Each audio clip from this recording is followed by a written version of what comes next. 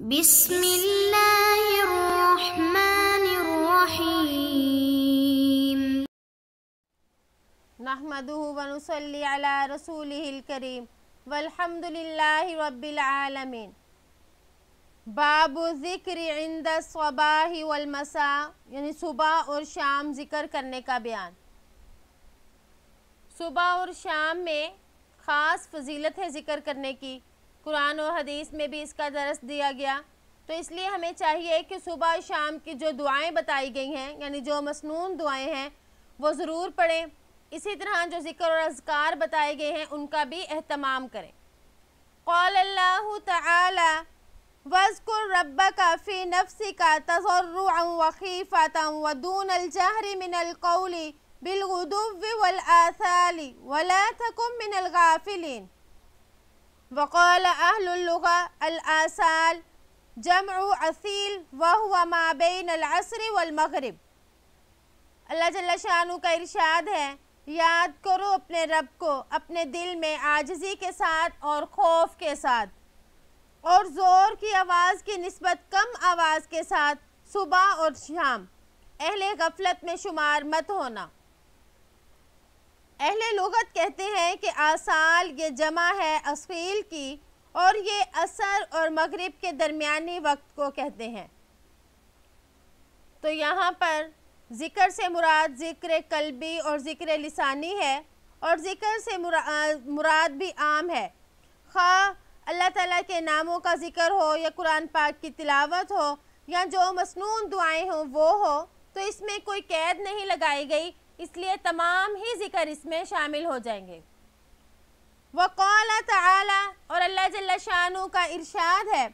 وَسَبِّحْ بِحَمْدِ رَبِّكَ قَبْلَ طُلُوعِ الشَّمْسِ وَقَبْلَ غُرُوبِهَا، یعنی اپنے رب کی حمد کے ساتھ تسبیح کیجئے آفتاب نکلنے سے پہلے اور اس کے غروب سے پہلے۔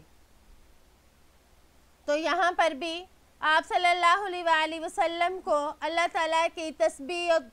فرمانے کا حکم دیا۔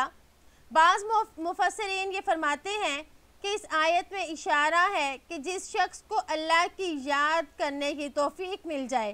تو وہ اس پر ناز و فخر نہ کرے،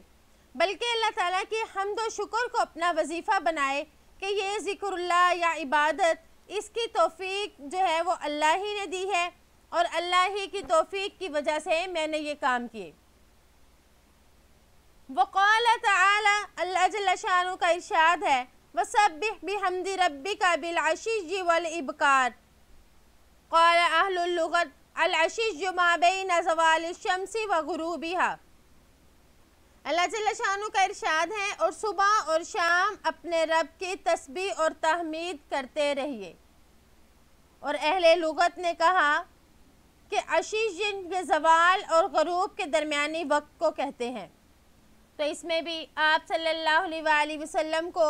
فرمایا کہ آپ جو ہے صبح اور شام تسبیح کریں، اور اس میں اس تسبیح اور تمہید میں یہ قید نہیں لگائی کہ نماز میں کریں یا نماز کے علاوہ،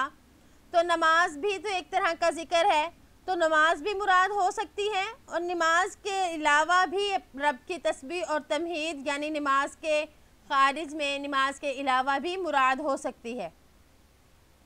بالعشیّ اس کا معنی روشنی کی چمک کا انتہا کو پہنچ جانا ہے، تو اس لیے علامہ نووی رحمہ اللہ نے اس وقت کی حد بیان کر دی کہ اس کا وقت زوال سے مغرب تک رہتا ہے، تو یعنی جب روشنی جو ہے بالکل ختم ہو جائے تو یہ جو ہے عشیّ تو ختم ہوگی۔ اور اسی طرح علامہ طیبی رحمہ اللہ نے اس کا ترجمہ شام کے ساتھ کیا، عشیّ بمعنی شام۔ وقال تعالی، اللہ جل شانہ کا ارشاد ہے، فی بیوت اذن اللہ ان ترفع ویذکر فیہا اسمہ یسبح لہ فیہا بالغدو والآصال رجال لا تلہیہم تجارۃ ولا بیع عن ذکر اللہ۔ وہ ایسے گھروں میں ہیں جن کی بنسبت اللہ تعالیٰ نے حکم دیا ہے کہ ان کا ادب کیا جائے اور ان میں اللہ کا نام لیا جائے، اور ان میں ایسے لوگ صبح و شام اللہ کی پاکی بیان کرتے ہیں جن کو اللہ کی یاد سے نہ خرید غفلت میں ڈالتی ہے نہ فروخت۔ تو بیوت سے مراد ابن عباس رضی اللہ عنہما کے نزدیک مسجدیں ہیں، اور بعض مفسرین نے اس کو عام فرمایا، یعنی ہر وہ جگہ جہاں پر اللہ تعالیٰ کا ذکر ہو۔ تو اس میں بھی ذکر کرنے والوں کی فضیلت کو بیان کیا۔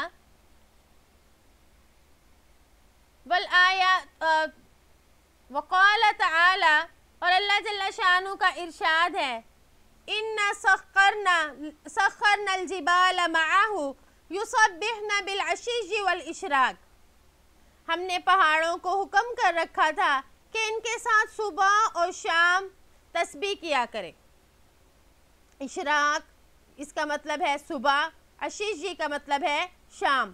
تو اس میں حضرت داؤد علیہ السلام کے خصوصی معجزے کا ذکر فرمایا گیا کہ جب وہ اللہ کا ذکر یا زبور کی تلاوت فرماتے تو پرندے بھی ہوا میں اڑتے ہوئے رک جاتے اور وہ بھی پڑھنے لگتے، اسی طرح پہاڑ بھی آپ کے ساتھ پڑھنے لگتے تھے۔ تو اس سے ہمیں ذکر کی اہمیت معلوم ہوئی کہ قرآن پاک میں کتنی دفعہ ذکر کے بارے میں فرمایا گیا اور اللہ پاک نے ذاکرین کی تعریف فرمائی ہے۔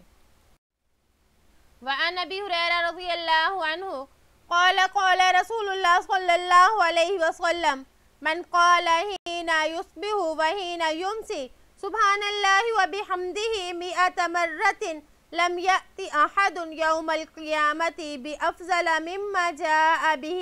الا احد قال مثل ما قال او زاد۔ حضرت ابو ہریرہ رضی اللہ عنہ روایت کرتے ہیں کہ رسول اللہ صلی اللہ علیہ وآلہ وسلم نے فرمایا کہ جو شخص صبح اور شام 100 مرتبہ سبحان اللہ و بحمدہ پڑھے تو کوئی شخص قیامت میں اس سے افضل اعمال لے کر حاضر نہیں ہوگا مگر وہی شخص جس نے اس کے برابر یہ کلمات کہے یا اس سے زیادہ۔ اور ایک دوسری روایت میں اس تسبیح کو فرشتوں کی تسبیح فرمایا گیا، اور ایک روایت میں فرمایا کہ جو شخص اس کو 100 مرتبہ پڑھے تو اس کے سارے ہی گناہ معاف ہو جاتے ہیں، اگرچہ کثرت میں وہ سمندر کے جھاگ کے برابر ہی کیوں نہ ہو۔ بہتر یہ ہے کہ سورج کے طلوع ہونے سے پہلے اور شام کو سورج کے غروب ہونے سے پہلے پڑھ لے، کیونکہ یہ وقت اذکار وغیرہ کے لیے بہت ہی مناسب ہے اور اس وقت میں فرشتوں کا نزول بھی ہوتا ہے۔ وعنہ قال جاء رجل الى النبي صلی اللہ علیہ وسلم فقال یا رسول اللہ ما لقيت من عقرب لدغتني البارحة قال اما لو قلت حين امسيت اعوذ بكلمات الله التامات من شر ما خلق لم تضرك رواہ مسلم۔ انہی سے یعنی حضرت ابو ہریرہ رضی اللہ عنہ سے روایت ہے کہ ایک آدمی نبی کریم صلی اللہ علیہ وآلہ وسلم کے پاس حاضر ہوا، پس عرض کیا یا رسول اللہ مجھے گزشتہ رات بچھو کے کاٹنے سے سخت تکلیف پہنچی۔ آپ صلی اللہ علیہ وآلہ وسلم نے فرمایا اگر تم شام کے وقت اعوذ بکلمات اللہ التامات من شر ما خلق یعنی میں پناہ چاہتا ہوں اللہ کے کامل و مکمل کلمات کے ذریعے اس کی مخلوق کے شر سے پڑھ لیتے تو بچھو تجھے نقصان نہ پہنچاتا۔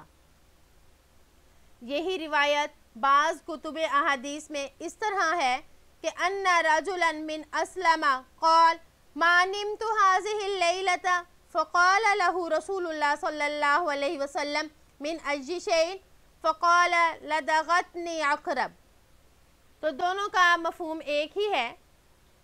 بہرحال اس میں جو یہ فرمایا اعوذ بکلمات اللہ التامات، تو اس کو تامات کیوں کہا؟ تو اس کو تامات اس لیے کہا کہ اس کلام میں کسی قسم کا عیب اور نقص نہیں ہے، جیسے کہ انسانوں کے کلام میں ہوتا ہے، اور اگر اس کو 3 مرتبہ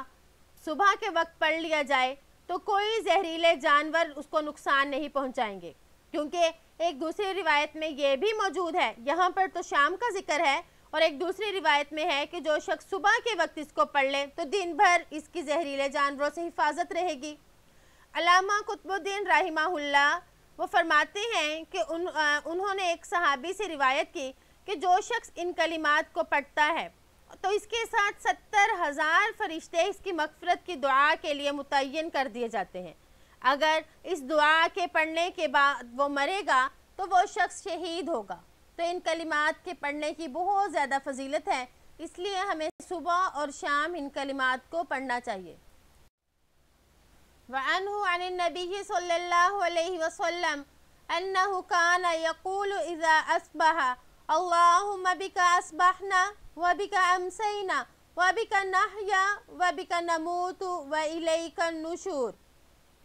انہی سے یعنی حضرت ابو ہریرہ رضی اللہ عنہ سے روایت ہے کہ آپ صلی اللہ علیہ وآلہ وسلم صبح کے وقت یہ دعا پڑھا کرتے تھے، اللہم بک اصبحنا وبک امسینا، یعنی اے اللہ ہم نے آپ کے فضل و احسانات کے ذریعے صبح کی، آپ کے فضل اور احسان کے ذریعے شام کی، اور آپ کے فضل ہی سے ہم زندہ ہیں، اور آپ کا نام لے کر ہی ہم مریں گے اور آپ ہی کی طرف لوٹ کر جانا ہے۔ وَإِذَا امسا قال اللہم بک امسینا وبک نحیا وبک نموت والیک النشور۔ اور جب شام ہوتی تو فرماتے اے اللہ آپ کے فضل اور احسان کے ذریعے ہم نے شام کی، وبک نحیا اور آپ کے فضل اور احسان کے ذریعے ہم زندہ ہیں، وبک نموت اور آپ کا نام لے کر ہی مریں گے، والیک النشور اور آپ کی طرف لوٹ کر جانا ہے۔ اس حدیث مبارک میں بھی صبح اور شام کی دعا سکھلائی گئی کہ صبح اور شام آپ صلی اللہ علیہ وآلہ وسلم کی یہ سنت تھی، یہ طریقہ تھا کہ آپ اس دعا کا اہتمام فرماتے۔ تو اس حدیث میں اس بات کی طرف اشارہ ہے کہ ہر صبح اور شام کو انسان اللہ کے ساتھ روزانہ اپنے تعلق کو تازہ اور مستحکم کرے اور اس کی نعمتوں کا شکر ادا کرے۔ اور دوسرا اشارہ اس امر کی طرف بھی ہے کہ جس طرح رات ختم ہوئی دن آیا، پھر دن ختم ہو کر رات آئے گی، تو اسی طرح میری زندگی بھی ختم ہو جائے گی اور پھر اللہ کے حضور پیشی ہوگی۔ خلاصہ یہ کہ روزانہ صبح اور شام اللہ کی نعمتوں کا ایک طرف تو اعتراف بھی کرے اور دوسری طرف زندگی کے فانی ہونے کو اور موت اور آخرت کو بھی یاد کرتا رہے۔ تو اس میں موت کی بھی دیکھیں یاد ہے، تو جو شخص موت کو یاد کرے گا تو وہ اپنے اعمال کی طرف توجہ دے گا، برے اعمال سے بچے گا، تو اس طرح سے وہ اپنی آخرت کو سنوار لے گا۔ وعنہ ان ابا بکر صدیق رضی اللہ عنہ قال یا رسول اللہ مرنی بکلمات اقولہن اذا اصبحت واذا امسیت، قال قل اللہم فاطر السماوات والارض عالم الغیب والشہادت رب کل شیء وملیکہ اشہد ان لا الہ الا انت اعوذ بک من شر نفسی وشر شیاطین وشرکی، قال قلها اذا اصبحت واذا امسیت واذا اخذت مضجعک۔ حضرت انہی سے یعنی حضرت ابو ہریرہ رضی اللہ عنہ سے روایت ہے کہ ابو بکر صدیق رضی اللہ عنہ نے عرض کیا یا رسول اللہ آپ مجھے کچھ ایسے کلمات بتا دیں جو میں صبح اور شام پڑھا کروں۔ آپ نے فرمایا یہ پڑھا کرو اللہم فاطر السماوات والارض، یعنی اے اللہ آسمانوں اور زمین کے پیدا کرنے والے، غیب اور ظاہر کے جاننے والے، ہر چیز کے پروردگار اور اس کے مالک، میں اس بات کی گواہی دیتا ہوں کہ آپ کے سوا کوئی عبادت کے لائق نہیں، آپ ہی معبود برحق ہیں۔ میں آپ کے ذریعے اپنے نفس کے شر اور شیطان کے شر اور اس کے ساتھ شرک میں مبتلا کرنے سے پناہ مانگتا ہوں۔ آپ صلی اللہ علیہ وآلہ وسلم نے فرمایا اے ابو بکر تم ان کلمات کو صبح اور شام اور جب بستر پر لیٹو تو پڑھ لیا کرو۔ تو اس حدیث میں آپ صلی اللہ علیہ وآلہ وسلم نے حضرت ابو بکر صدیق رضی اللہ تعالیٰ عنہ کو صبح اور شام کی یہ دعا سکھائی۔ تو اس میں فرمایا فاطر السماوات والارض۔ فاطر کے معنی یہ ہے کہ کسی چیز کو بغیر کسی پہلی مثال اور نمونے کے بنانا، جیسے اللہ تعالیٰ نے ہر چیز یعنی زمین آسمان وغیرہ بغیر کسی نمونے کے بنایا، خود ہی بنایا۔ پھر یہ جو ہے عالم الغیب والشہادہ، تو یہاں پر اور بعض دوسری روایات میں تو یہ جملہ فاطر السماوات والارض کے بعد ہے، مگر بعض روایات میں یہ جملہ فاطر السماوات والارض سے پہلے ہے، تو دونوں ہی طرح ٹھیک ہے، یعنی صبح شام کی دعا میں کوئی جس طرح سے بھی پڑھ لے تو یہ ٹھیک ہے۔ پھر فرمایا من شر نفسی، یعنی وہ نفس جو خواہشات والا ہو، ہدایت کے خلاف ہو، تو اس طرح کے نفس سے بھی کیا پناہ مانگی۔ پھر فرمایا ومن شر شیطان، تو شیطان سے مراد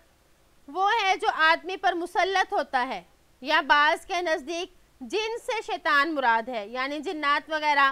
یا بعض یہ